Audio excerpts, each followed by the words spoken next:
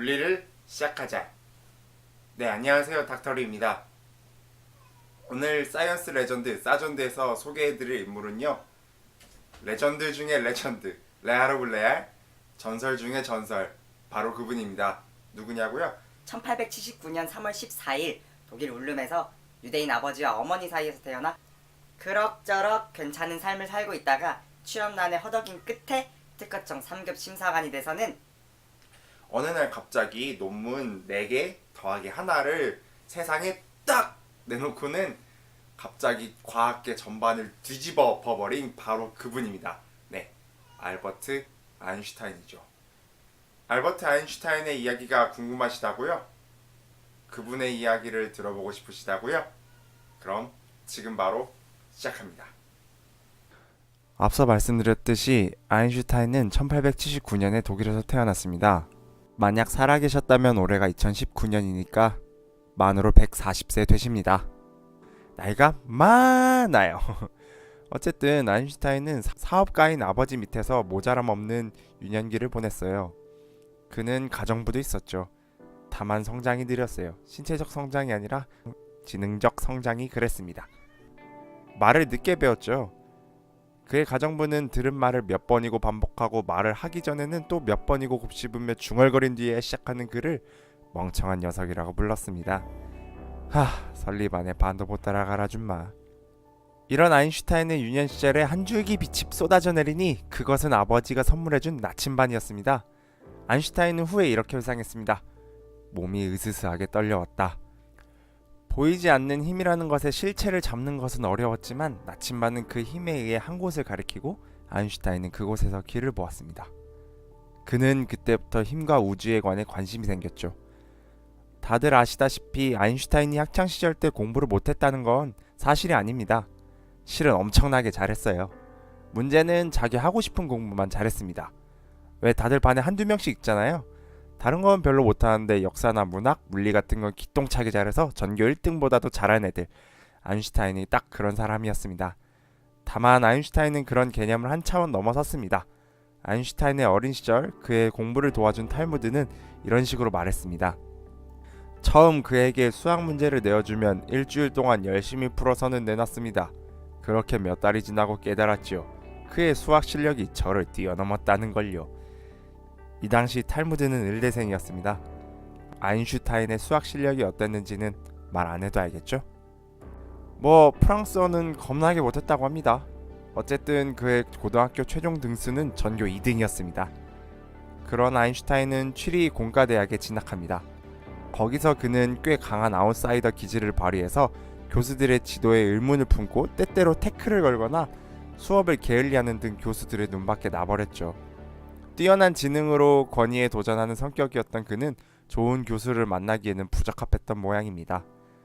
어떻게든 대학을 졸업하면서 교수 자격증을 땄지만 취리 공대에서 그를 취업시켜줄 리가 없었고 그는 결국 취준생이 되었습니다. 취준생들 화이팅! 그래도 이렇게 취업이 안 되는 시대는 아니었던지라 1900년 졸업! 1902년 특허청 3급 심사관으로 취업한 그는 특허청에서 일을 하면서 틈틈이 자신의 연구를 완성시켜 나갑니다. 그리고 1905년이 왔습니다. 1666년 뉴턴이 미적분, 광학, 만유인력의 법칙을 정립하고 발견하면서 고전적학에 광명이 비추는 기적의 해가 재현되었습니다.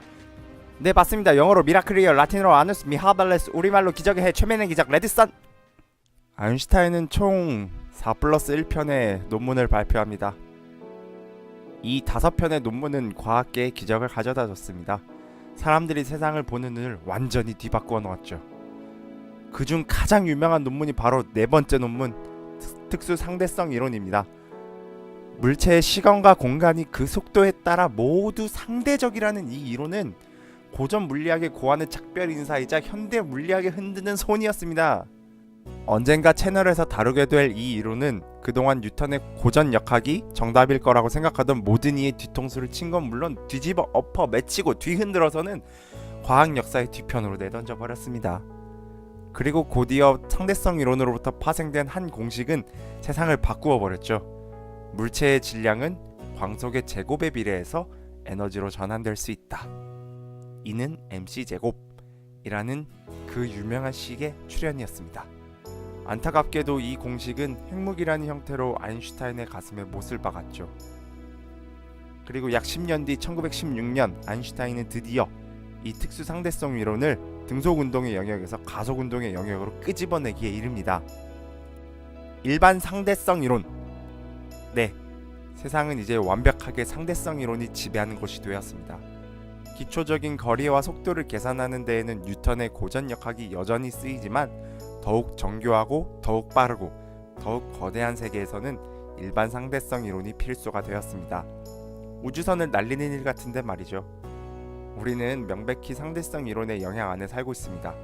단지 뉴턴의 역할이 우리의 삶 안에서 99.99% 이상 일치하기 때문에 일상에서는 사용할 일이 없을 뿐이죠. 어쨌든 아인슈타인은 약 37세의 나이로 그의 위대한 업적을 완성해냅니다.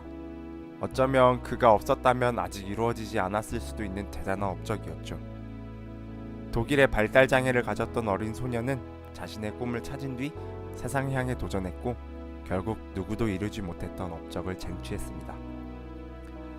영상이 길어지기 때문에 그에 대한 이야기를 여기서 마치려고 합니다. 사실 준비된 이야기는 산더미 같이 있습니다. 일반 상대성 이론의 완성이 그의 이야기의 끝도 아니죠. 더 자세한 일들은 다른 시리즈로 찾아뵙도록 하겠습니다. 아인슈타인의 이야기 잘 들으셨나요? 재밌게 들으셨다면 구독과 좋아요 눌러주시고요. 댓글창에 댓글도 남겨주세요. 이상 닥터리였습니다. 오늘 강의 끝!